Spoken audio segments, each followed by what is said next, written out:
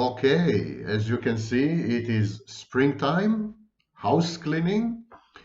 I'm going to post a video today which hails back to February 2020.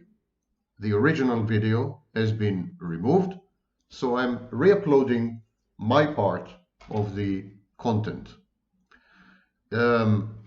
Improved, I should hope. It reminds me of the old Jewish joke. The first edition of William Shakespeare's plays has been published in Yiddish, and the cover page said, William Shakespeare, plays translated and improved. So, I'm not William Shakespeare yet, but I'm on my way. I'm absolutely on my way. My name is Sam Vaknin. I'm the author of the seminal Malignant Self-Love, Narcissism Revisited, and I'm a former and current professor of psychology and finance. So this is what I said in February 2020. The first part would be a clinical overview of separation. How do you end up with a narcissist after a while? Well, first of all, you have no superego. It's been hijacked. It's been replaced actually with a new, superior, inner critic, a new conscience. And that part is a narcissist. Your ego is compromised, so your access to reality is no longer what it used to be. Your internal reality and your external reality are both partly inaccessible and partly distorted. And this is what the narcissist does to you, what exposure to a narcissist does to you in intimate relationships. Your sense of self-worth is fluctuating. It becomes volatile. You are entrained, so your brain is essentially controlled. You are no longer, in many ways, you're no longer, you're no more. And that's not even a metaphor. That's extremely close to reality. You have switched from presence and existence to absence. But how can you heal? There's no healing possible under such conditions. People separate from the narcissist physically, and they think they've done 50% of the job, when actually they have done less than 10%. You need to reinvent yourself. You need to re-emerge as a separate entity before you can heal. Think of yourself as larva in a cocoon about to become again the butterfly you used to be. There's a lot of work. People invest a lot of work in technicalities. They go no contact, which is a set of 27 strategies that I devised in 1995. They go no contact. And they think the job is done. They think that's it. They invest a lot of work in things which are important. So some of them do shadow work, some of them do inner child work, and so on and so forth. No one is against it. I'm not against it. They use techniques like empty chair, and all this is very, very useful, of course, but they don't realize they have been hijacked. They are no longer themselves. Victims of narcissists, intimate partners of narcissists, are no longer themselves. Who is doing all these things? Who is engaging in therapy? That's the issue. Who is doing all these things? Who is undertaking all these actions? And the answer is the narcissist inside you is doing all these things. He is in control. He is navigating you. You are puppets. If you separate from the narcissist physically, but you hadn't separated from the narcissist psychologically, everything you're doing, all the exercises you're doing, including shadow work, everything you do and you don't do, it's not you. It's not you. It's the narcissist inside you. He is doing the exercises. He is doing the so-called healing, the fake, the faux healing. The narcissist is in your mind, and to some extent the narcissist had become your mind. It is not narcissist is not inside your mind only. Narcissist is your mind. So if you don't have a mind of your own, and your mind had been substituted for, replaced, hijacked, then someone else is doing all this. It feels as if it's you, but it's not really you. And this is, of course, a very good description of the process of internalization and introjection, collectively known as identification. They are voices inside our head, which we mistake for our own voice. We think that when we talk to these internal objects and they tell us things, we think these internal objects are us, but they're not. They're not. And so everything you do, as long as the narcissist is resident evil inside your mind, everything you do will have zero impact on you, zero effect. It's a bit creepy to think that you've been taken over, I know, but you must accept it. You must accept this reality. There's been a hostile takeover. You need to, first of all, before you do anything, you need to not become the narcissist, to unbecome. You need to stop being the narcissist. And I think this is a terrifying thing. This is what people don't grasp, that they start to work, they invest, and these techniques, and they do all this, and they think it's beneficial, and so on. But regrettably, it's not you who is doing all these things, right? It's someone else. It's someone else. It's your worst enemy. You have to resort to Victorian Gothic, I don't know, to grasp what's going on. You have to read horror novels from the 19th century, dating back to the 19th century. Body snatching, vampires. That's more or less what's going on. Everything I'm saying sounds like hyperbole, as if I'm exaggerating, but if anything, believe me, I'm underestimating the situation. The narcissist truly and really takes over critical parts of your mind, and he does not release them when he's gone physically. He takes these parts with him. You have outsourced yourself, your internal processes, to your narcissist, especially if you are borderline. And the narcissist absconds with these parts of you, and that's why you feel amputated, you feel partial, you feel broken and denuded, because the narcissist had become integrated into who you are, and then when he goes away, when he breaks up with you, his physically absent part of you has gone with him. These parts, he absconds with them. He is in your mind. He's there. The narcissist is a predator, but on the other hand, the whole situation is pitiable.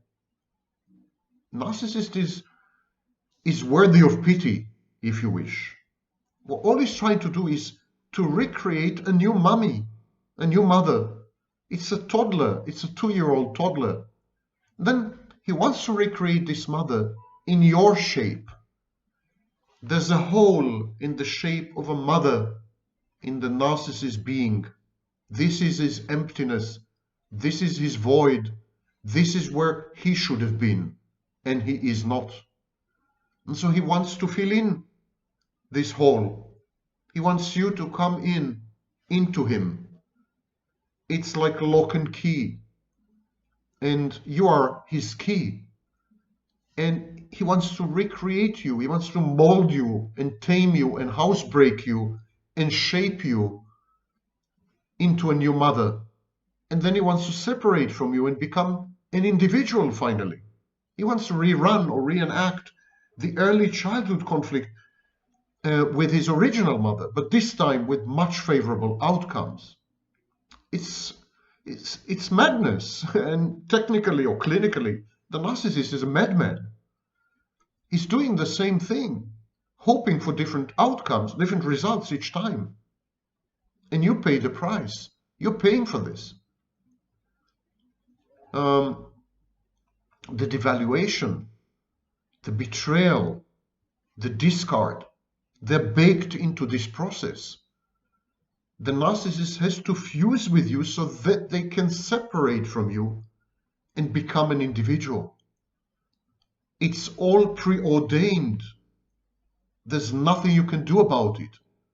It's all about the discard. That's the end all and be all. It's not that the narcissist is trying to hurt you. It's just that he has to separate from you in order to experience individuation. There's no other way. It's a repetition compulsion. He is robotic. He is controlled by the inexorable processes of abuse that he has experienced in childhood. And so the narcissist needs you. He needs the intimate partner to be his mother for a while because he believes it's the only way to heal.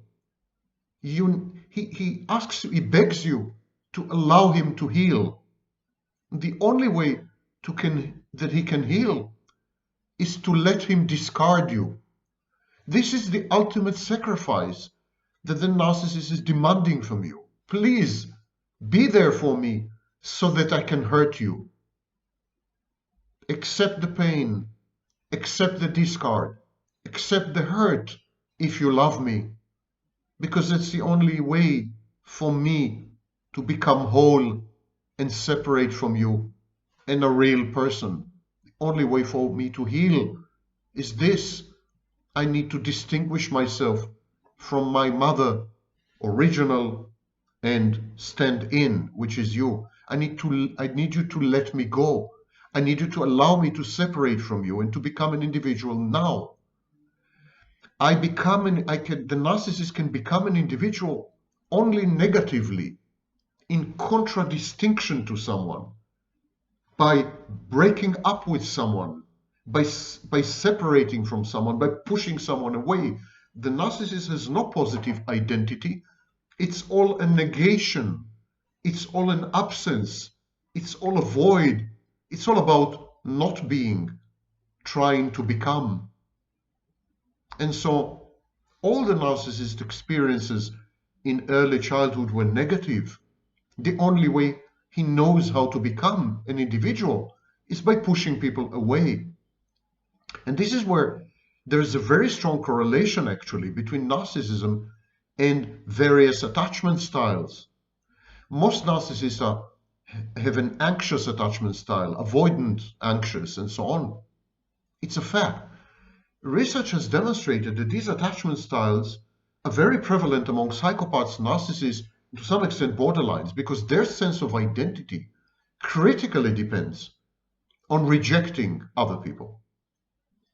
The only identity patients with cluster B disorder, personality disorders have, the only identity is a negative identity. They feel that they exist only when they are not someone else.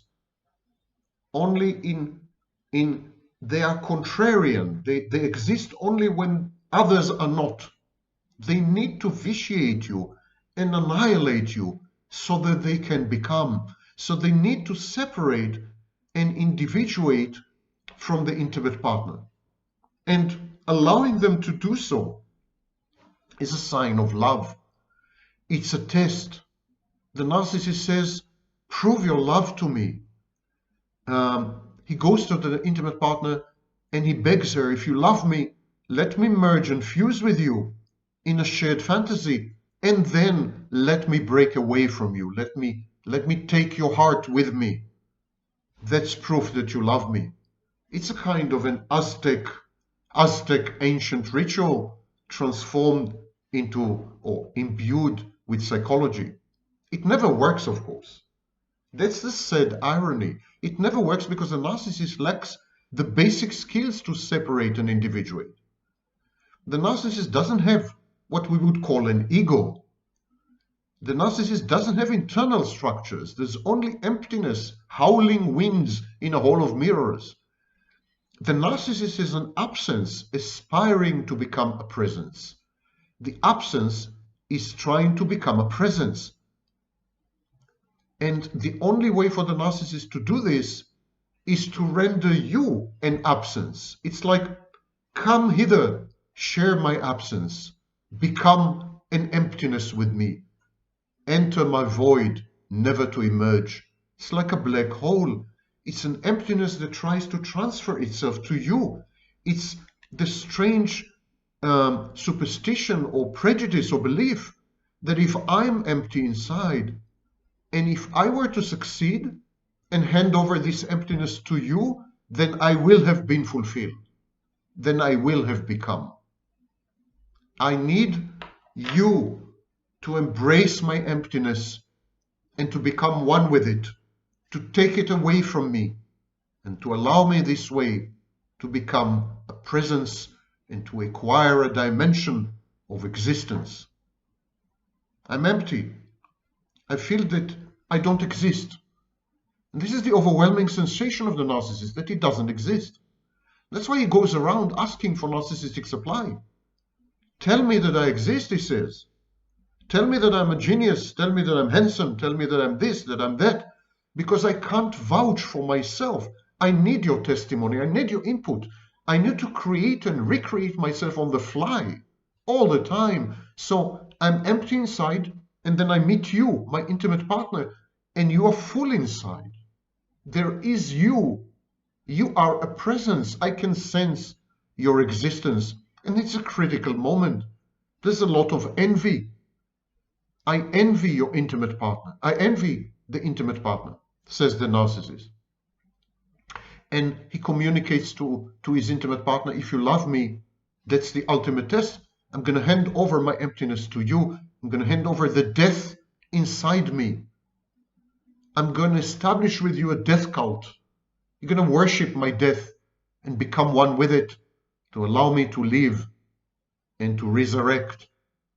And this is the fanatic part in the narcissist.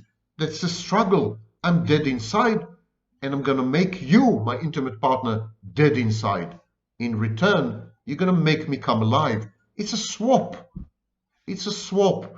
You, my intimate partner, take my death from me and give me your life. Give me your life, because I'm a wooden boy. I'm a Pinocchio. Render me existent. Make me a real boy. I'm wooden now. Make me flesh and blood. I need you to become wooden so that I can emerge from my cocoon and become my butterfly. And you could ask, why is this exchange necessary? Why can't love do this? Through love. Why can't the narcissist become through love, through your love as an intimate partner? Why does a narcissist need to hollow you out, to hollow out his partners in order to render them empty and dead? It's because the narcissist cannot experience love. He has no access to his positive affectivity. He cannot identify love. He doesn't have the basic skills to grasp love, to digest love, to experience love. So love is meaningless to him. But in emptiness, he's an expert. He knows everything there is to know about the void and about the black hole that is the singularity. He knows nothing about love. You hand him love, you give him love. He doesn't understand it.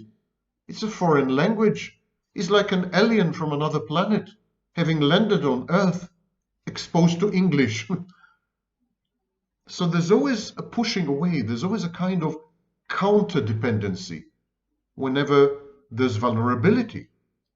And this is why cluster B personality disordered people, they're called dramatic, because there's always drama, there's always conflict, there's always a kind of show going on. It's like a theater production or a movie.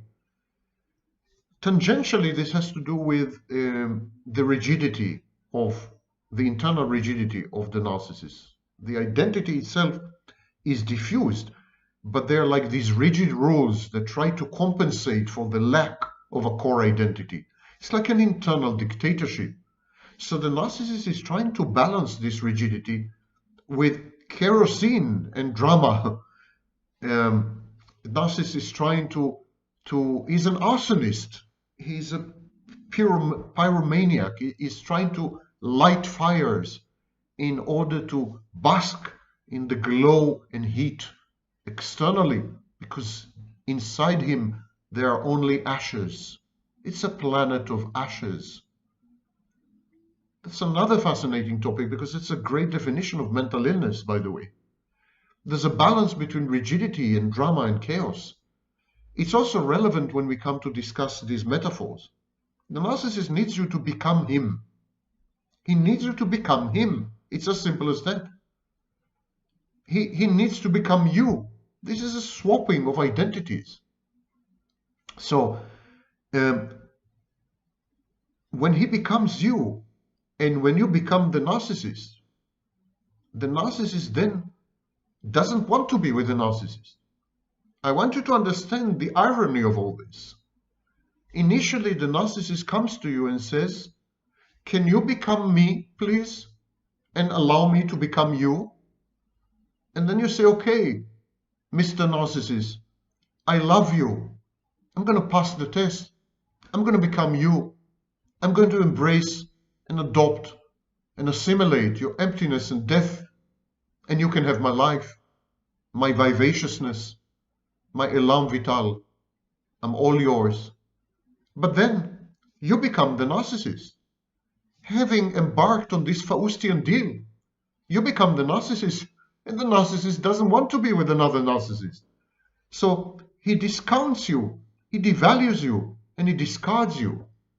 He begins to regard you as damaged, as broken, as absent, as not non-existent.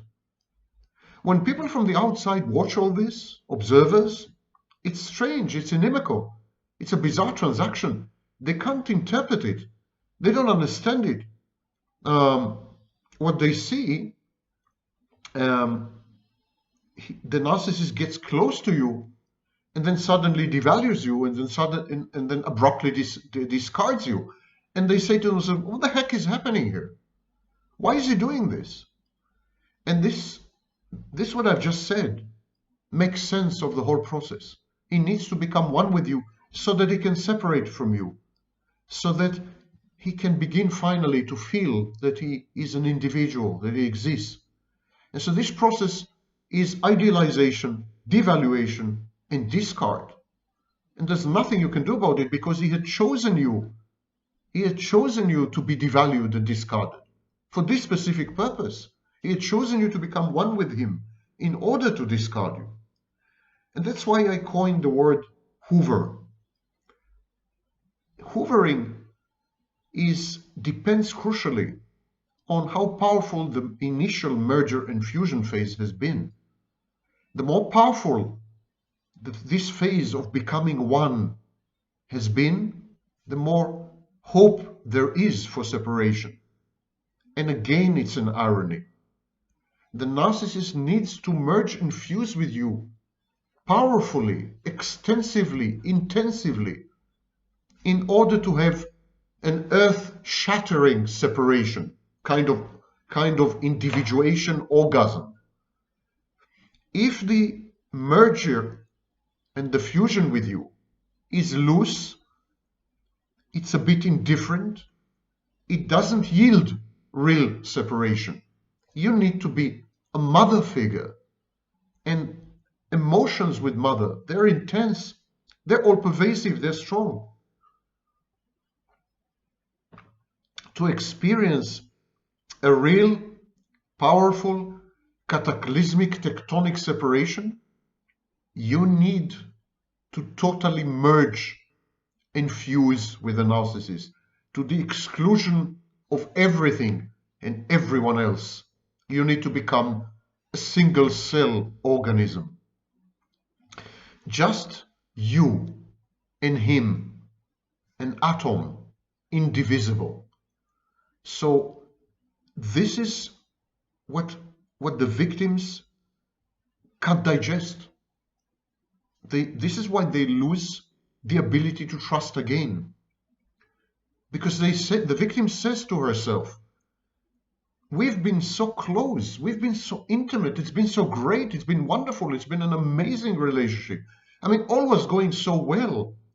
We were the best team ever. We were like twins, flames, whatever you want, soulmates. What had happened? What happened here? The intensity of the merger and the fusion, the intensity of becoming one, defies the cruelty and sadism of the ultimate devaluation and discard. It's like the narcissist has two personalities. One personality loved you, cherished you, worshipped you, was intimate with you, couldn't live without you. And then there's this other personality which hates you, is cruel to you, demeans you. And you can't put the two together precisely because it's not the same person. Following the separation, the narcissist individuates. He becomes another person. The more the narcissist is merged with you, the more he is fused with you, the more intense the separation. As far as he is concerned, the greater his chances to individuate. You're just a tool, you're an instrument, you're kind of medicine. He self-medicates with intimate partners. The narcissist is trying just to become, he's trying desperately to become. He wants to be a human being, that's all.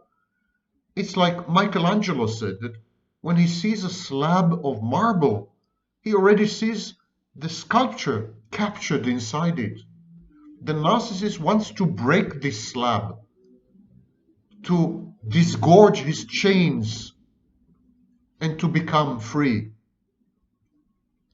The narcissist is this slab of marble. There's a human being trapped inside. This human being is desperately trying to emerge from the marble and will stop at nothing in order to accomplish this, including sacrificing you. And so no one can become a true victim. Many people can wander into the narcissist's ambit, can become a part of his world, get married with the narcissist, have children, and then break up. And it would be like any other breakup. But some people are really impacted and keep being victimized and re-victimized. The rate of recidivism among victims of narcissistic abuse is humongous. I think 90% of them keep kind of cycling between narcissistic partners. So the majority of people who would transition through a relationship with the narcissist would emerge somewhat unscathed or capable of reparation and recovery. But there is a group of victims, and these victims suffer lifelong scars and trauma. And the reason this is happening to them is because they have a repetition compulsion as well. The narcissist repetition compulsion is to separate and individuate. There's a group of intimate partners of narcissists who need to go through this pain, this cycle of pain, time and again. They keep getting victimized with additional partners, narcissists. So the victims of narcissistic abuse at some point become clinically indistinguishable from narcissists. The psychology is actually identical to the narcissist. The etiology is the same. Both narcissists and victims of narcissistic abuse have grown up in dysfunctional, abusive households. Both of them were not allowed to separate and individuate. Of course, one of them chose the solution of becoming the abuser. The other one chose the solution of appeasing the abuser, becoming the victim. Yet, catering to the abuser's needs is actually colluding with the abuser. It's becoming one with the abuser. The solutions were different in childhood, but the personal history, the autobiographical memory is the same. That's why narcissists and their victims resonate so much, because they they hail from, they come from the very same environment. They recognize each other instantly. The etiology, the psychodynamic, everything is identical. The solutions are different. And so both codependents and narcissists, I've been saying it for well over 15 years. I think that codependency is a form of narcissism. It is a non-agentic and passive form, but it has all the hallmarks of narcissism. Codependents, to some extent, are grandiose in the sense that they believe they can manipulate the narcissist. Control from the bottom, emotional blackmail, extreme neediness, and clinging. In a way, codependents have a false self as well. It's codependents and narcissists are just two children who are flip sides of the same coin. Emotional dysregulation is common in borderline, as is a need for supply and the existence of a false self. But codependents are even closer to narcissists. In both these cases, codependence and borderline, there's a relegation of ego functions to the outside. There are nuances regarding the type of narcissistic supply, but both codependents and borderlines regulate externally. The narcissist becomes the gatekeeper and the gateway to reality and to inner peace. And so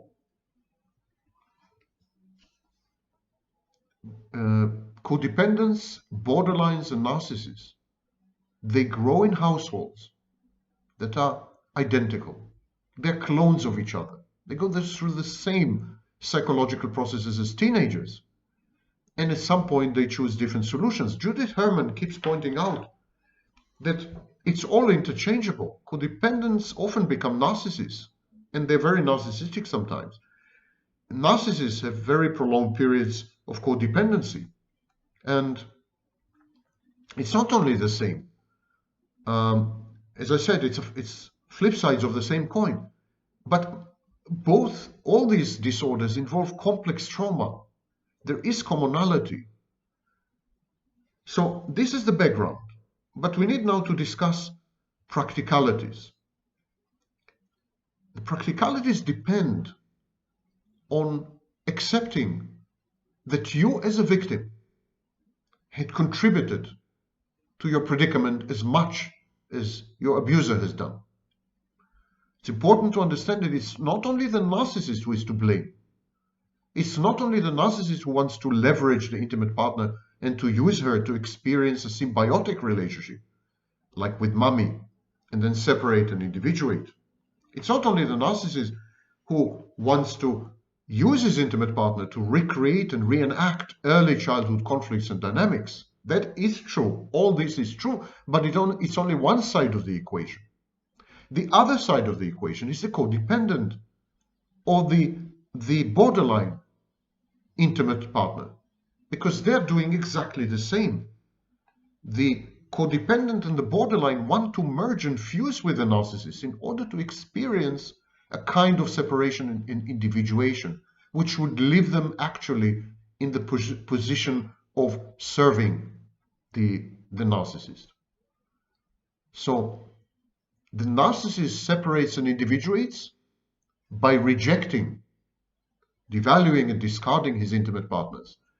The borderline and the codependent separate and individuate by appropriating the narcissist as a determinant and dimension of identity. Codependent's perception, codependent's experience of separation, individuation, is not so different to the narcissist. The narcissist has failed in separating, individuating early on in childhood. Narcissist has remained a figment of the mother, an extension of the mother. But the codependent is no different.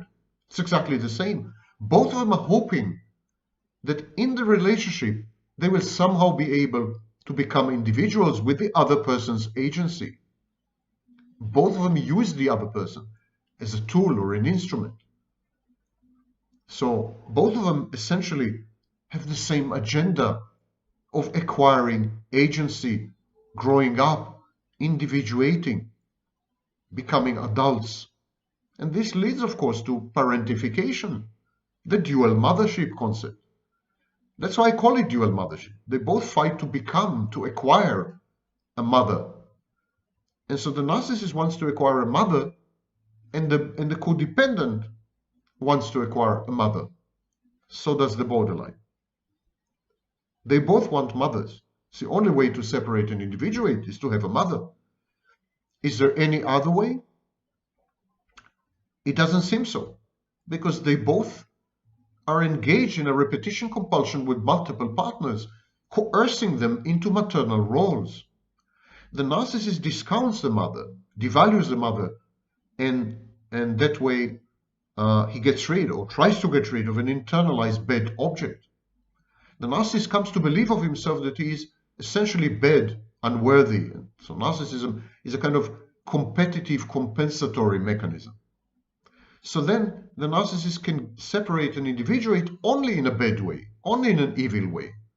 Because the narcissist perceives himself as bad and unworthy, he acts in ways which are bad and unworthy. And so he discards, and he devalues, and he humiliates, and he abuses, and he suffocates. Because he's bad, he believes himself to be bad. He cannot separate and individuate in a good way, because he's not good, he's evil. He's been told this since age 18 months. He's been told that he's unworthy, evil, corrupt, and so on. And so that's the way he acts. He needs to validate these internal voices, because they are the voices of mother and other very important, significant others. These voices cannot be wrong, so he molds his behavior to validate these voices, to support them, to prove them right. Codependents do the same, actually. They try to separate, individuate from the narcissist by simply subsuming him, by kind of taking over him in a way. There are two ways to separate, individuate. One is to push a partner away, and then you're left alone by definition. And if you're alone, you must have separated. So loneliness and aloneness, it's a form of separation, forms of separation. So the narcissist pushes his partner, devalues her, and discovers his separateness the minute she's out the door. So that's one way. The other way is to kill the partner, right? If you kill the partner, you're again alone. Kill, metaphorically. You're again alone. One way to kill the partner is to subsume him, to make him disappear into yourself, to become one with him. And then you're again alone. You dissolve your partner, the partner, in your acid, if you wish. And so the partner disappears and reappears inside you, reemerges inside you. And this is the codependent and borderline solution. The narcissist has a similar vestige of this solution. He creates an internal object which represents the external partner, and then he ignores the external partner and interacts only with the internal object, a process that I call snapshotting. It's the codependent part of the narcissist that's doing this, subsuming the partner and converting the partner into some kind of symbol or abstraction. So if we put these two mechanisms together, the narcissist pushes away his partner in order to separate. The codependent swallows her partner, digests the partner in order to separate. If we put two of them together, we could say that the narcissist goes from being codependent to being a narcissist, and the codependent goes from being a narcissist to being codependent. So they start in reverse positions. When the narcissist embarks on the love bombing stage of the shared fantasy, the narcissist is highly codependent on his intimate partner. And the intimate partner is in position of the narcissist. She can reject the narcissist. She has this power. But then gradually they switch roles. The codependent who starts off as a narcissist assumes the classical codependent role. And the narcissist who starts off as a codependent, once a shared fantasy is established firmly, reverts to being a narcissist, devalues and discards his intimate partners. When you subsume someone, when you assimilate someone, you're actually killing them to separate from you. And so when someone becomes a part of you, they don't exist anymore.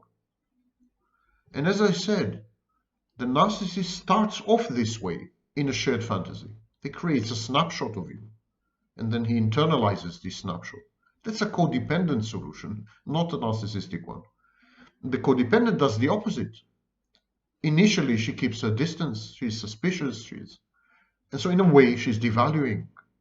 In a way, she pushes the narcissist away. And so only gradually the shared fantasy takes over as if it were some third-party entity with a life of its own. The shared fantasy brings the parties together and allows them to reacquire their original roles. The narcissist solution is, no one is like me. I'm superior. I'm God. So away with you. Pushes people away. Narcissists don't merge for long. And the opposite solution is, I am you. I am you. Let's merge. And by doing so, you can disappear into me. So this is the general picture. The boundaries that the codependent places at the beginning of the shared fantasy renders her narcissistic in effect. The narcissist's lack of boundaries at the initiation of the shared fantasy, wish to somehow internalize the partner, that's a codependent solution. And this is very important to understand when we move now into practicalities, advice, tips. It's important because you, as a victim, as a survivor, you had a major contribution to what had happened to you. And so let's start by describing the typical profile of a victim of narcissistic abuse. Codependents and borderlines are highly manipulative, highly emotionally dysregulated. And so if you can't accept this, then you'll be stuck in victimhood stance for the rest of your life. If you want to cast the narcissist as a pure demonic predator and yourself as an angel, that's a grandiose defense. It renders you a narcissist. You need to accept that within the shared fantasy, you had contributed something. You were involved in it. You were a pillar of the shared fantasy. If you want to change, if you want to heal, if you want to move on, and if you want to avoid repetition compulsion in the future, you need to know thyself. You need to accept that you are dysfunctional.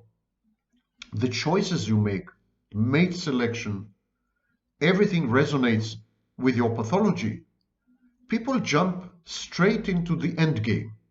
Techniques, what do I do? It's all fine and dandy, but you need to become again. You need to extricate, purge the narcissist from your mind. So if you go straight to the end, if you implement techniques or whatever straight away, it's not you.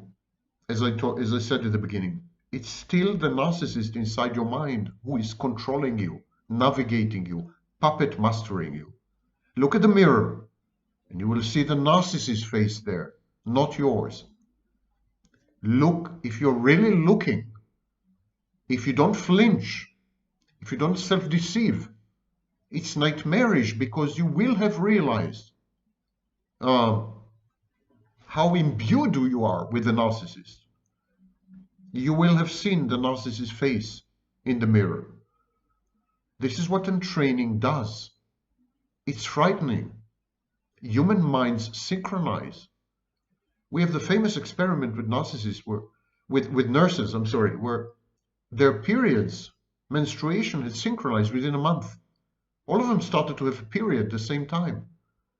We're synchronizing beings. We synchronize everything, biological processes, mental processes. And when you watch a massive rally, political rally, for example, these are not 100,000 individuals. It's a single individual with 100,000 heads. Crowd dynamics, mob dynamics have been described for well over 100 years. We know that when you immerse yourself in a mob, in a group, in a collective, your idiosyncratic individual identity disappears to a large extent. It's the same with a narcissist. Narcissist creates a cult. Narcissist colonizes you. And so you need to separate, individuate from the narcissist before you do anything else. You need, first of all, to accept that the greatest hurdle and obstacle is that you are not anymore. This only the narcissist where you used to be. You see, the reason the narcissist is so successful in colonizing you is that everyone has narcissism. Everyone has healthy narcissism. To take on the world, there's a spurt of grandiosity, an explosion of grandiosity as a child. When the child abandons mommy and goes out to the street to explore the world, the child is very grandiose. And this is what happens to the victim when they break up with the narcissist. They become grandiose. The narcissist regresses you to infancy because of the dual mothership. The narcissist becomes your mother and you become a child, an infant, a toddler. Once again, it's an oceanic, wonderful feeling. But when you want to extricate from the narcissist, extirpate the narcissist from your mind, you find yourself without the necessary skills and capacities because you're a baby again. So you become grandiose to compensate for this, exactly the same way a 2-year-old baby takes on the world grandiosely. You feel empowered, you feel emancipated. And so when I come to victims and I tell them, listen, I know it feels good. I know you're relieved and you feel, strong now because you pushed away the narcissist or because he has left you physically. But that's all an illusion. It's all a mistake. You've done nothing. You've accomplished nothing. Yet, the victims become very angry. They vehemently reject this. They say it's not true. I'm strong. I'm in control. I dumped the narcissist, or he's no longer in my life. I broke up with him. Now I'm in charge. I know myself. You're wrong. I'm not wrong. I'm right. You think you're strong because that's what the narcissist inside your head wants you to believe. The narcissist is there pulling your strings, manipulating you into the erroneous conviction that you've made it, that you're safe. One of the most common refrains of survivors and victims of narcissistic abuse is, I know myself much better now. I know so much more. But these are grandiose defenses. This is proof positive that what I'm saying is true, because there would have been no need for grandiose defenses had you been truly healed. If you are defending grandiosely, you must be defending against something, right? What is it that you're defending against when you're being grandiose? You're defending against the knowledge, the unconscious knowledge that you have been compromised, that you're invaded, that you're infected, exactly like a vampire. You're like a computer. You've been you've been you've been imbued and infected with malware. There are viruses, computer viruses working inside your mind, having taken over your root system. You think that you're running your own operating system, but you're not. The first thing the victim needs to do is to acquire humility, to be humble, to accept that there's a long way to go, that breaking up with a narcissist physically and even emotionally is an important first step, but only a first step. It's something like 10%. There is resistance, of course, to this. You resist this knowledge, this terrifying realization. There's a refusal to acknowledge reality. So when you tell the victim, listen, you're still very weak, you're still under the narcissist's control, his voice, the narcissist's voice inside your head, still determines 99% of your existence, your decisions, your thoughts, your choices, your emotions, everything. Narcissist is in charge, he's stronger than you. The victims won't accept this because it challenges the newfound sense of empowerment and freedom. But that's delusional. It's illusory. First step is humility, the ability to accept, acceptance. And the second step is to begin to separate the narcissist's voice from what remains of your voice.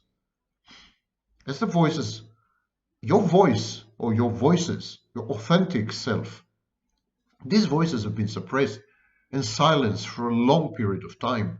The exposure to the narcissist quietens you, silences you. It's difficult to recover your authentic voices, but you need to begin to make this distinction. Luckily, there's an easy way to realize which is your voice and which is not.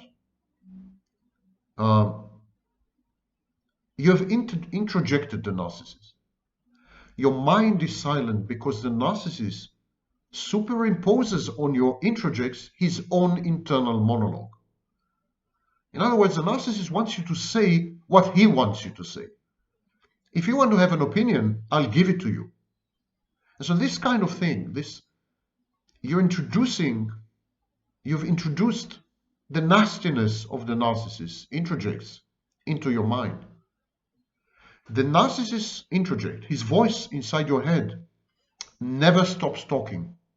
It's vociferous, it's decisive, it's judgmental, it's opinionated, it's analytical, it's critical, and it's hateful. It hates you.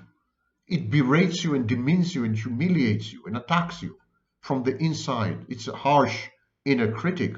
All the functions that used to belong to your inner critic are now compromised. And this is not your inner critic. It's simply not you. There's almost no exception. You need to accept that you're a puppet. You have become a puppet.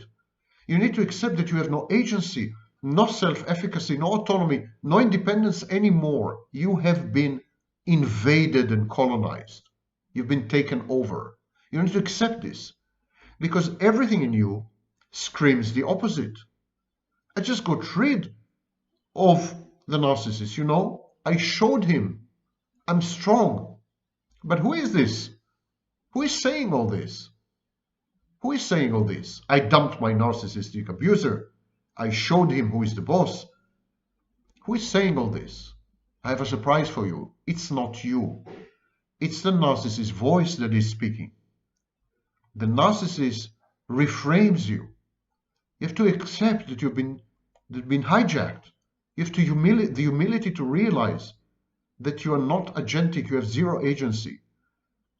And that's the first phase. And you need to identify the narcissist's voice. And a safe assumption is that your inner critic is the narcissist. It's not you. Okay. Is there a shortcut?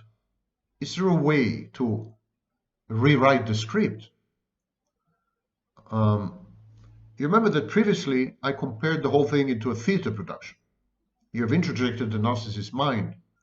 And this introject silences your own voices. So there's only one voice left. And this voice criticizes you.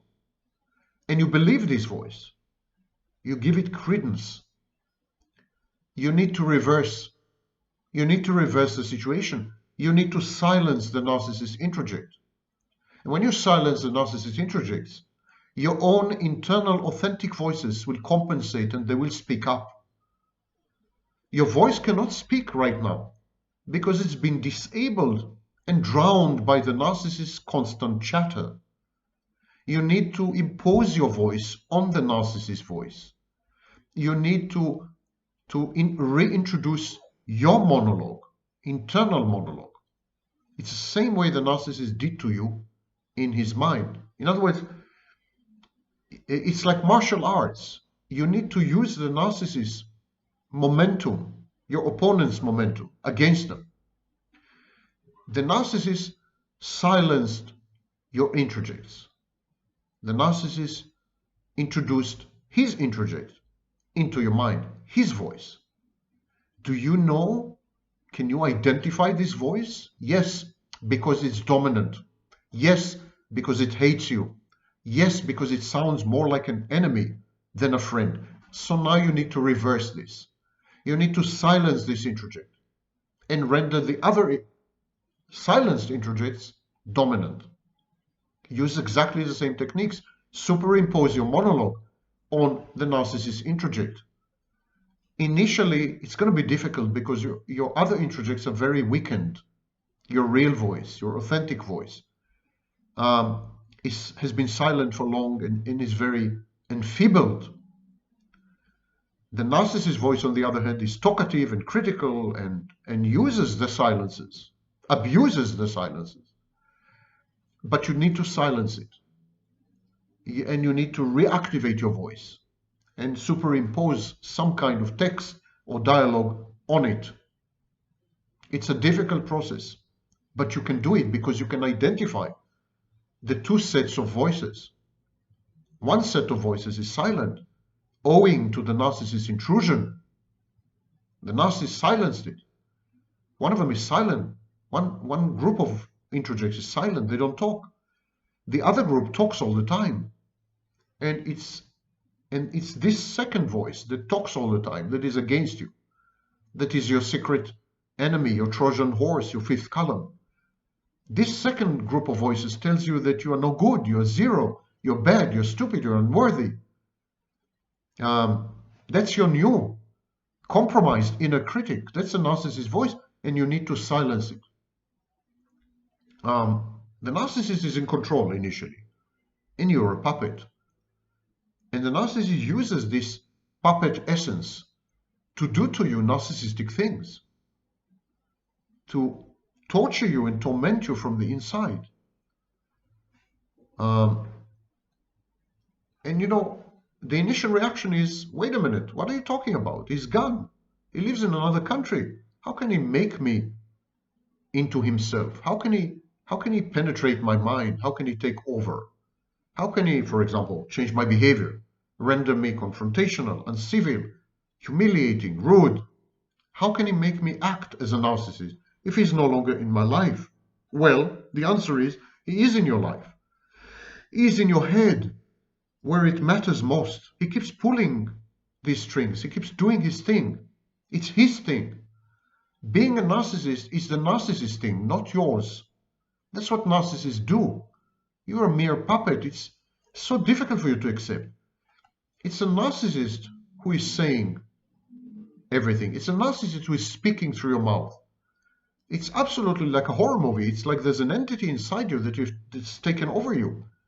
The narcissist is saying these things, moving your arms and your legs. You're not even aware. You're not aware that you had become, I don't know, exceedingly grandiose. You're not aware of some actions and choices you make. You're like disembodied. You're not aware that your empathy is declining. And so the first step is humility, humbleness. Eat humble pie, accept. And the second step is identifying the active voice and the passive voice. Never mind the content. If it's an active voice, it's the narcissist. Don't be super analytical. If there's a voice that talks to you all the time, that's the narcissist in your head, in your abode, The flag is flying. He is in residence, you know? If a voice is active, if it announces things, if there's a voice that's constantly there in the background, and especially if it torments you and taunts you and challenges you and criticizes you, that's a narcissist in your head. That's a narcissist in your head. And if there's a voice that's passive or silent, that's you. That's actually you. You need to reverse this. You need to silence the active voice now. Simply tell the active voice, shut up. Just shut up. I'm not listening to you. I know you're not real. I know you're not me. I know you don't love me. I know you hate me. I know you want me dead. Metaphorically, at least. I'm not going to let you. I'm not going to let you to destroy me from the inside. Silence the active voice. And sometimes this active voice is very seductive, like the serpent in the Garden of Eden, like some darkening cloud that promises rain and revival. It's a very seductive voice. It's very tempting. And you will be seduced into not silencing it. Because sometimes this voice compliments you, or aggrandizes you, or gives you advice that appears to be good, or acts friendly. And you will be sorely, sorely tempted to not silence it. But that's the serpent. I'm using religious metaphors. That's a serpent in the Garden of Eden. It's a serpent before he gives you a fruit. So silence this active voice. How do you silence an active voice? I will describe in a minute. But the silent voice, the voice that is passive, the voice that's just there, the background voice that says nothing ever, that's who you used to be. That's what's left of you. That's who you used to be before the narcissist had invaded you, before he took over. So you need to reactivate this voice. The minute you silence the active voice, you will suddenly hear the whispering of the passive voice, susurrating, as if there's something in there, but you can't be quite sure. You need to amplify this. You need to encourage the passive voice to revive, magnify it somehow. And that's an excellent way to describe separation, individuation. You need to separate from the narcissist and become you again. You need to encourage you to revive someone who used to be you. One of the ways to do this is simply take monologues from your past. Things you used to tell yourself. Content of voices that used to roam your head. Memories of things, memories of cognitions, emotions. Just take things appropriate or even not appropriate, but that preceded the period you've had with a narcissist, and then just take these things and superimpose them on the passive voice, attribute them to the passive voice, even if it feels alien at first, even if it feels awkward and wrong and inappropriate for the circumstances. Just do it. Keep doing it, because you need the passive voice to say something, anything, to drown out the active narcissist voice. So it's like a muscle that atrophied. You have to exercise the muscle. You remember that before you had met the narcissist, you used to tell yourself, I don't know, I like ginger tea. Take this idiotic sentence, I like ginger tea, and superimpose it on the passive voice. Let the passive voice say something, anything. I love ginger tea a lot. Even though there's no ginger tea and no occasion to drink ginger tea, let it speak. Let it exercise the atrophied muscles. You know, you have thousands of such memories, such snippets of conversation, such voices, such dialogues with yourself. Dostoevsky. I used to love Dostoevsky. I remember a trip to Italy. Collect these cognitions. Connect them with emotions. Make inventories of memories. Write them down if you have to. Journaling, you know. Take all this and reactivate the passive voice. You have been entrained. You've been entrained, and throughout this process of reactivating the passive voice, the active voice will try to take over, the narcissist voice. He will try to silence you again. Don't let it. Don't let it. But how to how to silence the active voice? Simply don't listen to it. The active voice will always be actionable. In other words, the active voice is a narcissist. It wants you to do something. 99% of the time, the active voice will say one of two things. It will evaluate you negatively, one way or another. That's the inner critic function. Or it will ask you to do something or behave in a certain way. So when you hear a voice telling you to behave in a certain way, or disparaging you, humiliating you, it's easy. That's the active voice. Ignore it. That's the narcissist voice. Don't do it. Don't do what he asks you to do. Gradually, out of success, inefficacious, this voice will weaken. Its impact will disappear. As the passive voice, which used to be you, is strengthened, the active voice will weaken. Ultimately, if all goes well, it may take a while, but if all goes well, you will have only one voice. Your voice, resuscitated, strengthened, empowered, and without which clinically separation individuation is impossible. In a nutshell, and it requires a lot more details and so on, but in a nutshell, it's a lot of work. I recommend that you write all the time. Write exercises, write voices, the content of voices. It helps you to identify things. Record yourself, somehow document the process so that you have constant feedback from yourself. There's a wily enemy inside your head. It's cunning. It knows you better than you know yourself. It shapeshifts. It's like, witchcraft. 17th century. Witch trial. Witch hunt. So it's demonic in a way. It is unrecognizable sometimes. It masquerades as you or as people you love. It's not so easy. You need to pin it down. It's very evasive. And so it's likely this active narcissist voice, this introject implanted in your head, taken over you, it's likely to advocate the same behaviors and the same actions that maybe your passive voice would. And it's likely even to criticize you the same way your conscience would.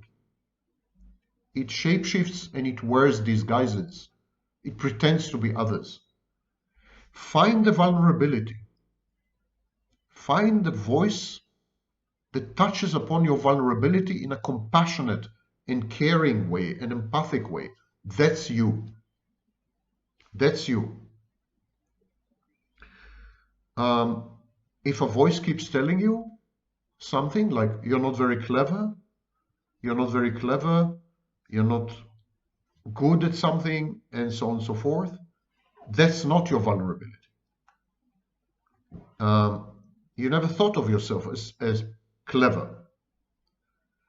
But don't trust yourself. If a voice keeps attacking a self-perception or a self-image that does matter to you, that's the narcissist voice. So if there's a voice that keeps bringing you down to earth, voice that restores your reality testing, a voice that provides you with boundaries, makes you aware of your limitations and strengths, that's your friend, that's your passive voice, that's you. If there's another voice which attacks you where it hurts, challenges your self-image and self-perception, which matter to you, that voice hates you. So don't trust yourself at this stage because you're compromised, you're infected. Just listen. Just listen. Listen to the voices. Focus on identify. Focus on identify. Notice the language. Notice the intent. There are voices which will push you to healing and recovery. Loving voices. And there are voices which will push you to doom, self-destruction, self-defeat, and self-trashing. This is the narcissist voice. Narcissist needs you gone. It's part of his separation individuation, and destroying you is one way of ensuring that you're gone. And don't forget, The narcissist corrupts everything. The narcissist voice inside your head feeds off anything you learn, anything you say. The techniques, the exercises, they are immediately hijacked. The therapy you're going through is compromised by the narcissist in your head. You're feeding the narcissist.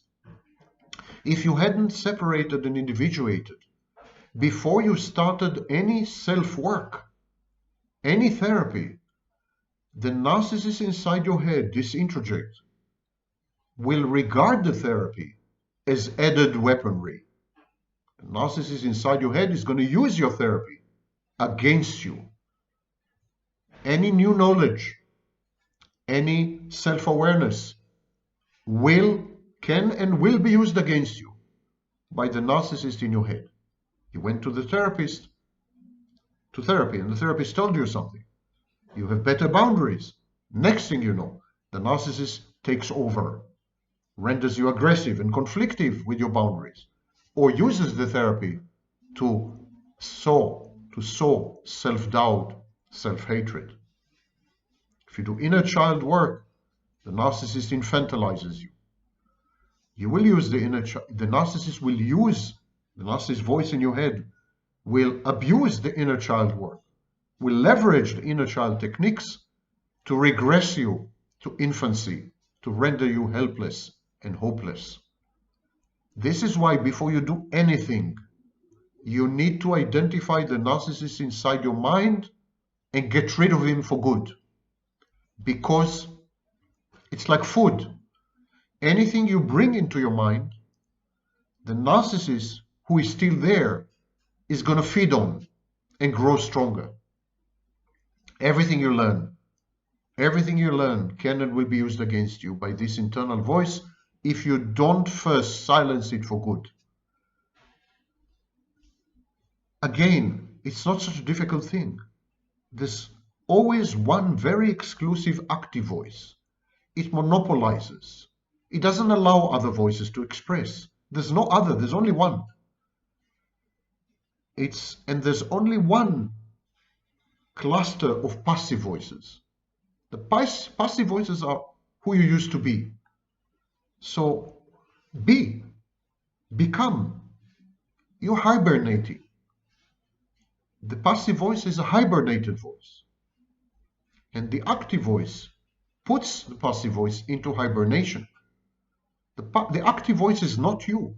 Even if it sounds like you, even if you love this voice because it's supposedly your best friend, even if it looks after your interests, so you believe, or you were led to believe, even if it empowers you, emancipates you, you feel stronger, I don't know what. It's not you. It's not your voice. It's the narcissist masquerading as you, wily, shape-shifting, cunning, conspiring to put you down and to pull you down. Narcissist camouflages himself. He's going to use anything and everything you provide him with. You learn something, he uses it. You read something, he uses it. Techniques you acquire, he's going to use and leverage against you. He's going to sound very, very collegial, very supportive, very loving and compassionate in the process, very empathic. He's faking, he's feigning.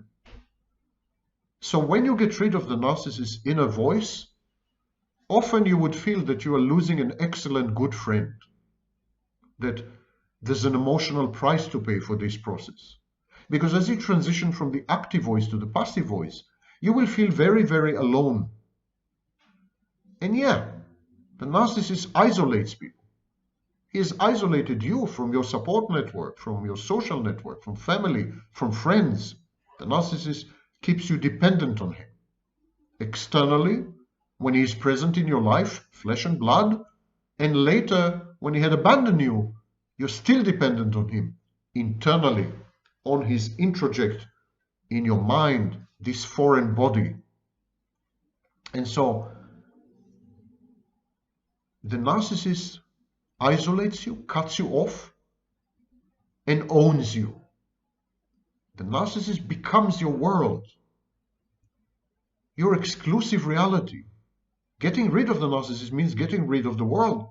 There's a huge sense of existential loneliness in the transition from the active to the passive voice. Even, I would say, menace. And that's why I think it needs to be done in therapy with the licensed therapist, which I'm not. But it needs to be done as a precondition for any other treatment modality. You have these insights, this understanding that internal voices can compromise you and take over you. That's not my insight. You have this in Gestalt therapy. They have tapes. They call it tapes. You have it in transactional analysis therapy. You have it in family system therapy. So identifying these introjects, these voices, and their roles, psychodynamic roles, is frequently done in all these therapies. In internal family system, for example, there are 3 types of voices. These voices interact all the time. Some of them are dysfunctional, very dangerous. Parts therapy, it's also known as parts therapy. It's an extension of internal family system. Similarly, in transactional analysis, there are all kinds of internal voices which are essentially functions. In Gestalt, they have tapes and so on. So none of it is new. None of the things that I've said is new or even experimental. But the humility that I mentioned before, the need to admit that there are voices inside you which are detrimental to you, deleterious, and that you should get rid of these voices. You should get rid of him. You should submit. It's about becoming submissive in order to become empowered. And I know it's counterintuitive. It defies logic and intuition, but sometimes the only way to really become strong again is to agree for a while to be weak. You have ants, automatic negative thoughts. These are voices. These are also voices. I'm ugly. I don't know. I'm stupid. I'm unworthy. I always fail. I shouldn't even try. These voices masquerade. They pretend to be your friends. They pretend to be your friends. They're telling you, it's for your own good. This is tough love. You need to hear this. And it's very misleading because you say to yourself, wow, I have a good internal friend. He's advising me to not try. He's making me aware of my limitations and boundaries. It must be a good friend. But it's not a friend. It's an enemy. The narcissist is your enemy. Never mistake the narcissist for a friend. He needs to separate from you. He needs to become by betraying you. The only way he can become is by sacrificing you, devaluing and discarding you. Submission is a primary tenet in the Abrahamic religions, and not only in Abrahamic religions, Islam, Christianity. In these religions, there is a realization that Satan can mislead you with his disguises, with his slick tongue and smooth alleged friendship. Garden of Eden, for example, if you look at the text, the serpent. The serpent in many traditions is considered an embodiment of the devil. It's the devil, actually. Let's look at what the serpent actually says in Genesis. What does it actually say? That the words of the serpent sound wonderful, sound friendly, almost self-help. The serpent could have been a very successful self-help author. New wave, very empathic and loving and caring and compassionate and so on and so forth. The serpent tells Eve in Genesis, you need to learn new things. Knowledge. Knowledge is power. You need to educate yourself. You need to improve yourself. You need to expand your horizons. This is what every self-help author and modern educator is saying today to children and adults. So by these standards, all modern educators and self-help authors are demonic, devilish serpents. Seriously, that's all he said. I encourage you and urge you to open up your dusty Bible, go to Genesis, and just read what the serpent had to say. It all sounds very lovely, amicable. The only thing which is a bit jarring, a bit out of sync, exposing the serpent's narcissistic nature, is when he says you're going to be like God. You're going to be like God. There's a grandiose element there. But if you take that bit away, the rest is classic mission statement of educators and therapists, frankly. You know, we can make you a better person. We can help you grow up. We can expand your horizons. We're going to teach you. That's all the serpent said. So if you were to listen to the voice of the serpent, you would have said, wow, this serpent is a great friend. He wants me to learn. He wants me to evolve. He wants me to improve. He wants me to accomplish. He wants me to educate myself. He wants me. But the serpent was not a friend, of course. The serpent was the arch enemy of humanity and is to this very day. Look at the outcomes of the serpent's advice. We've been expelled from the Garden of Eden. You need to isolate and identify the serpent in your head. You need to distinguish the serpent's voice from God's voice. What is God's voice? In the vast majority of scriptures, God's voice is silence. When Elijah the prophet was taken from us, he had this discourse or dialogue with God. He said he's looking for God, and he asked God, are you in the rock? Are you in the ocean? Are you in the fire? And so God finally made it clear to him that he is in the silence. God is silent. That is you. God is you. The silent, passive voices in you are you and are godly. The active, constantly blabbering voice inside you, that's the serpent. That's the narcissist. Your authentic voice, to use Jean-Paul Sartre, your authenticity, your authentic voice is usually silent. The voice that talks all the time and makes suggestions and masquerades and improves upon you and tells you to not be you, that's alien. This is alien. That's not you. It could be society. Socialization introduces such voices into your mind. Society has voices like this which tell you to do this or not to do this. Tell you to work hard, to make money, to have a beautiful house, family, consume goods. Althusser called this process of these voices interpolating voices, interpolation. So these voices interpolate you, but they're not you. Any voice that speaks regularly is not you. And if you had been exposed to the narcissist, the first thing he does is eliminate all the other voices, monopolize the acoustic space inside your mind. And then the only voice that speaks inside you after you have met the narcissist is the narcissist. Even when you have left the narcissist physically, he's still there. He's still there ricocheting and echoing inside your skull. That's the narcissist. And you must get rid of this voice.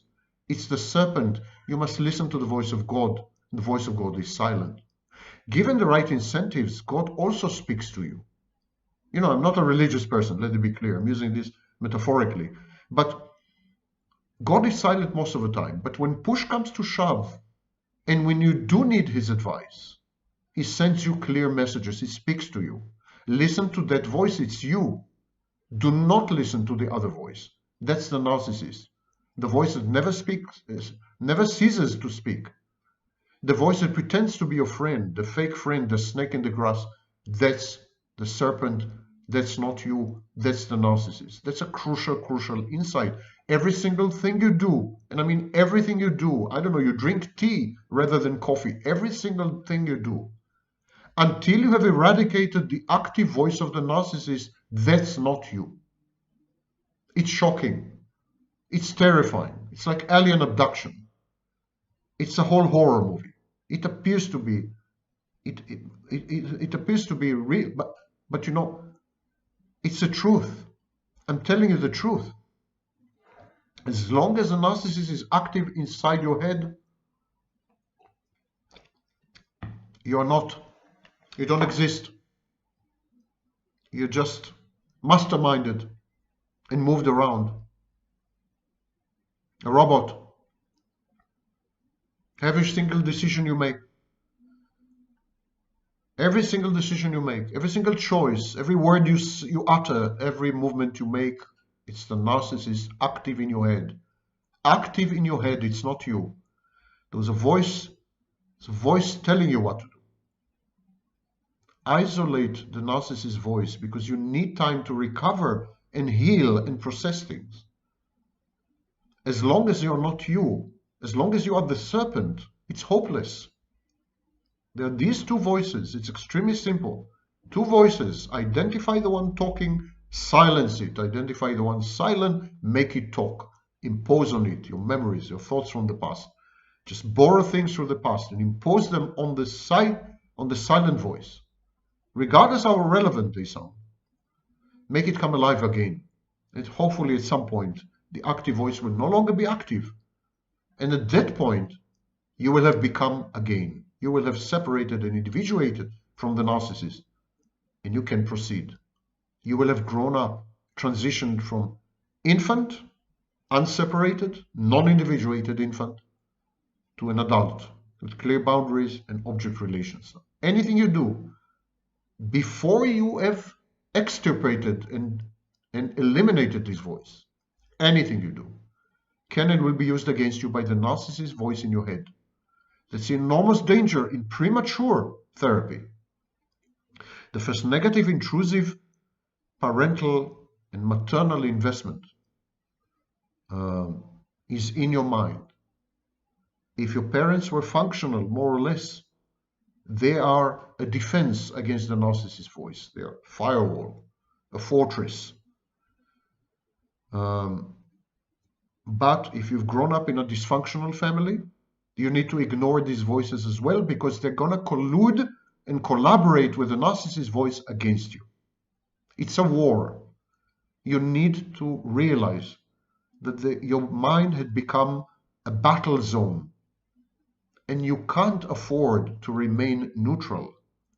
You need to take sides with yourself against your adversaries, detractors, and enemies, led by the narcissist voice.